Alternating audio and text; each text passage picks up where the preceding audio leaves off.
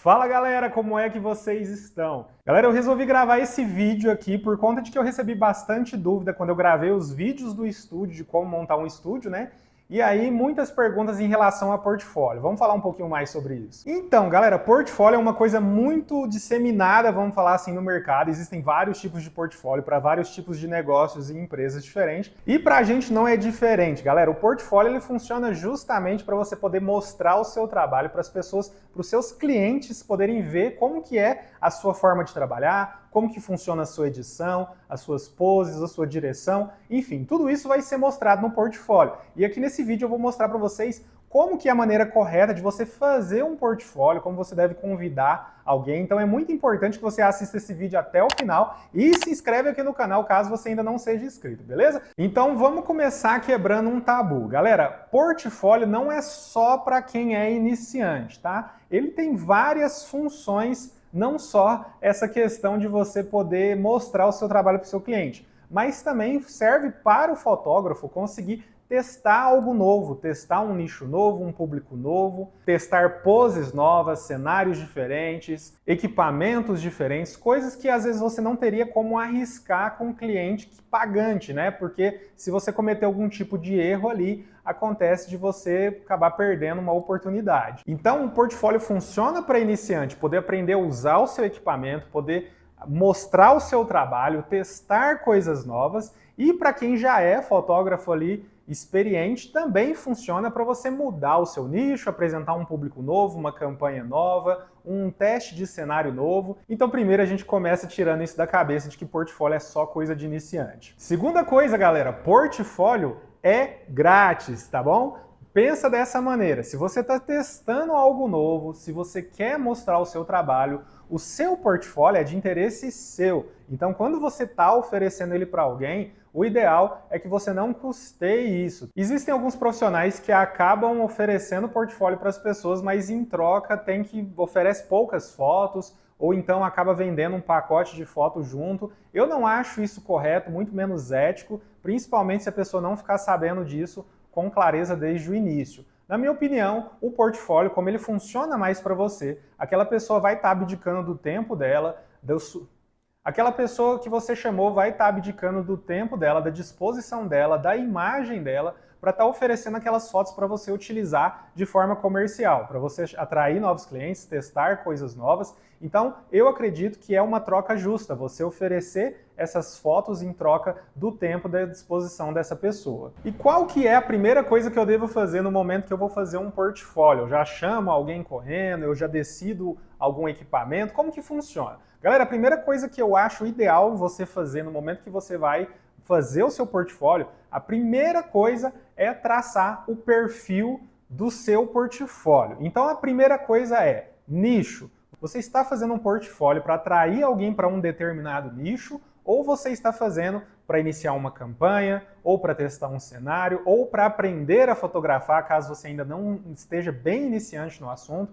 Então, esse é o primeiro passo, você definiu por que você vai estar fazendo esse portfólio. Eu vou dar um exemplo aqui. No começo ali da minha carreira de fotógrafo profissional, eu comecei fotografando exatamente de tudo. O que aparecia para mim fotografar, eu aceitava e fotografava. Mas acontecia de ter muitos nichos ali que as pessoas me perguntavam: ah, você já fotografou isso? E às vezes eu até mentia só para poder conseguir aquele trabalho, mas chegava numa determinada parte que a pessoa perguntava: você tem um portfólio ou você tem fotos de referência para mim saber como que funciona o seu trabalho? E ali naquele momento eu era pego de surpresa e muitas vezes eu não tinha o que responder. Então com isso eu comecei cada vez ir nichando mais. Hoje, por exemplo, o meu nicho principal, o meu nicho de ataque, são famílias. Então hoje eu fotografo gestantes, infantil, famílias de um modo geral. Então com isso eu me nichei, me fechei mais nesse público, e não quer dizer que eu não possa trabalhar com outros nichos, mas às vezes deixando bem claro para o meu cliente que não é o meu nicho principal, ou então se eu já tiver algum portfólio antigo e eu tiver a fim de fazer esse trabalho, eu também posso oferecer. E aí voltando, tô querendo fazer um portfólio aqui para o meu estúdio, para o meu fundo de concreto queimado novo aqui que eu montei. E aí, com isso, eu vou convidar uma gestante para fotografar aqui. Então, primeiramente, eu determinei que o meu público vai ser gestante e o meu local vai ser aqui no estúdio. Então, determine o local das suas fotos, o tipo de pessoa que você quer atender, o dia que você quer atender, o horário que você vai atender, os equipamentos que você vai utilizar, as roupas que você quer utilizar, o cenário de uma forma geral, se vai ter algum tipo de composição ou não. Então, tudo isso tem que ser determinado. Eu chamo isso de traçar esse perfil do portfólio. Então, você vem desde ali do tipo de pessoa que você quer fotografar, do porquê que você quer fotografar, até a roupa que a pessoa vai utilizar. Às vezes você não vai definir a roupa exatamente, mas talvez o tom de cor, ou então o tom da maquiagem que a pessoa vai usar. Então, tudo isso é fundamental você determinar antes de você pensar em convidar alguém. Depois disso, eu já penso em uma sequência, às vezes, de poses ou na ideia que eu quero fotografar. Não exatamente todo fotógrafo trabalha com poses fixas, tem muitos fotógrafos que trabalham com direção dinâmica, né? Manda um casal correr, pular, se abraçar. Então, essa é a direção dinâmica, onde a gente não fotografa pousado, né? Apenas com atos ali, com ações envolvidas. Então, com isso, eu costumo determinar uma certa rotina ali de poses ou direção que eu vou determinar para esse ensaio, qual que é a ideia que está na minha cabeça, monto referências, pode buscar no Pinterest, no Google, referências de fotografias que você quer se espelhar, e aí depois de você traçar essa questão das poses, aí sim agora a gente vai começar a pensar em quem você vai convidar para fotografar. E aqui é muito importante, galera, para você que é iniciante, tudo bem você convidar qualquer pessoa para fotografar, porque o seu foco ali vai ser aprender a fotografia, ou então mostrar o meu trabalho. Então, no começo, é muito normal você convidar um irmão, um primo, um amigo para fotografar, porque justamente ali você se sente mais à vontade e existe até mesmo essa possibilidade de você fazer portfólio só para você ganhar confiança. Tem muita gente que tem medo de fotografar no início, então também é legal você chamar pessoas que você conhece para fotografar e dessa maneira você se sente mais livre, você se sente à vontade e aí quando você se sentir confiante, você começa a chamar às vezes amigos de amigos, porque aí vai estar ali com um vínculo não tão conhecido, mas você já vai começando a perder esse medo e depois você vai passar para a etapa de convidar pessoas que você não conhece, tá? Mas depois que você já se tornou um fotógrafo experiente, se você for montar o seu portfólio para fazer as etapas que eu falei anteriormente, que é testar cenários, testar composições, testar poses, testar nichos diferentes, aí já muda o cenário, porque aí, na minha opinião, você não deve convidar qualquer pessoa. Aí já existe um público específico para você. Tem pessoas, inclusive, que contratam modelos para fotografar para portfólio, porque às vezes as modelos já têm uma facilidade de posar, então a modelo já entende muito bem como funciona esse trabalho e acaba facilitando o trabalho do fotógrafo. Mas vou voltar para o meu exemplo onde eu quero uma gestante para fotografar aqui no meu estúdio.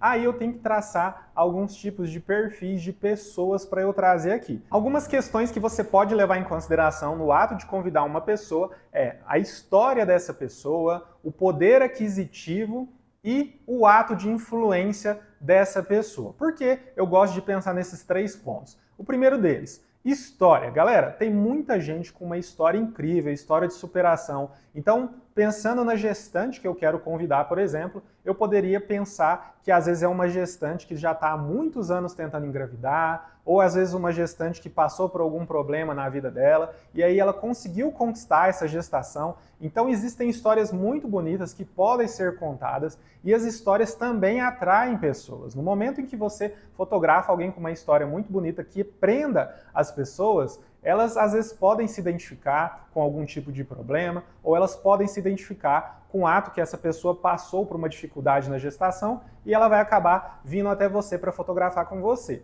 Então a história é um ponto. O segundo ponto é a questão do poder aquisitivo. Por que eu acho isso importante? Porque, galera, determinada a sua precificação, por exemplo, quando você já sabe quanto que você vai cobrar por pacote, você deve pensar que aquela pessoa que você está convidando, ela tem potencial de te trazer clientes. O portfólio não funciona só para você divulgar, mas também funciona com uma via de que essa pessoa que você convidou, ela vai publicar as fotos nas redes sociais dela, ela vai conversar com os grupos de amigas dela e com isso ela pode atrair um público para você. Eu vou dar um exemplo. Eu fotografei há um tempo atrás, não foi para portfólio, mas poderia ter sido. Fotografei há um tempo atrás uma gestante onde eu não sabia em que ela participava de um grupo de famílias, um grupo de maternidade aqui da minha cidade no WhatsApp. Eu não conhecia, não tinha conhecimento dessa informação. Ela me contratou, eu atendi ela da maneira com que eu atendo todos os meus clientes, com educação, né, formalidade, tento trazer conforto para os meus clientes. E com isso ela teve uma experiência muito boa, que agregou bastante para a vida dela, e ela adorou o resultado das fotos. E aí o que aconteceu? Ela divulgou esse resultado nesse grupo de maternidade. Até porque posteriormente algumas pessoas lá acabaram perguntando se alguém conhecia fotógrafo de gestantes. E aí com isso, eu sem saber comecei a receber muitas mulheres, muitas mamães desse grupo no meu Instagram, e com isso alguns pedidos de orçamento que eu acabei fechando e fotografando depois. Então isso mostra que sem você saber, aquela pessoa ela tem uma influência, a gente vai chegar nessa parte da influência,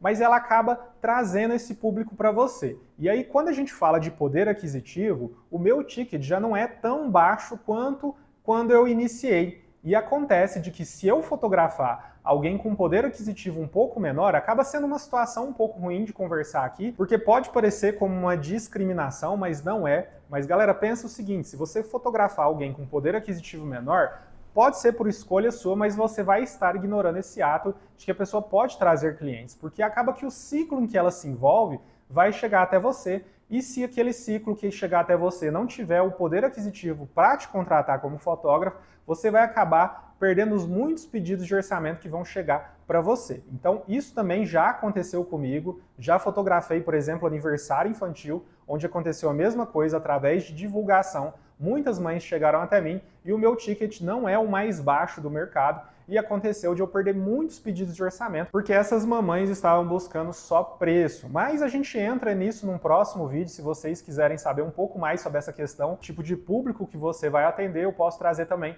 um vídeo futuramente aqui para o canal. E o terceiro ponto é a questão da influência. Primeiro, por conta disso que eu te falei aí, das pessoas que atraem mais pessoas para fotografar com você, e tem também a questão não só da influência das pessoas, como dos influenciadores. E aqui cabe uma questão, galera. Tome muito cuidado ao fotografar influenciadores. Por que, Jean? Influenciador? Não posso fotografar com influenciador? Muito pelo contrário, galera. Tem muitos influenciadores que vão agregar bastante para o seu trabalho. Inclusive, existem influenciadores muito grandes que você não vai conseguir convidar eles apenas para portfólio. Você vai precisar, de fato, pagar para você fotografar eles. E às vezes vale a pena, dependendo do seu nicho, dependendo do seu público, dependendo de como você trabalha, talvez valha a pena para você. Mas o porquê que eu falo que você deve tomar muito cuidado ao contratar influenciadores? Primeiramente, eu acho que você não deve contratar um influenciador quando você é iniciante, porque ali está propenso a você cometer muitos erros, vacilos, não ter um bom resultado,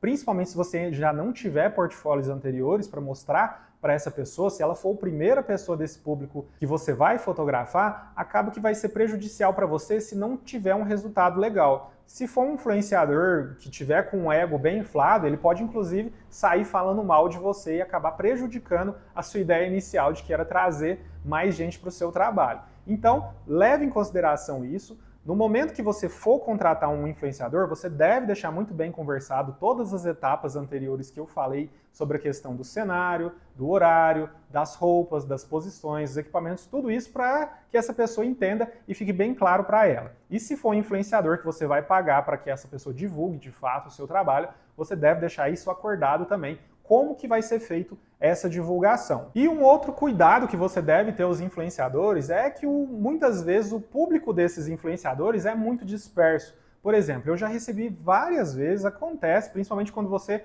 começa a ficar um pouco mais conhecido, de influenciadores entrar em contato com você e perguntar se você fecha parcerias. Então já aconteceu, por exemplo, de uma influenciadora que estava gestante, ela viu o meu trabalho e ela perguntou para mim se eu poderia fotografar ela de graça, né, em troca de divulgação. Eu entrei no Instagram dela, realmente ela não era uma influenciadora gigantesca, mas ela tinha uma certa influência sim, e com isso eu fui começar a pesquisar e eu vi que o público dela não era sobre maternidade, por exemplo, não era sobre gestação, ela era influenciadora de um nicho bem distante do meu, que era sobre reformas, decorações de casas, apartamentos, enfim.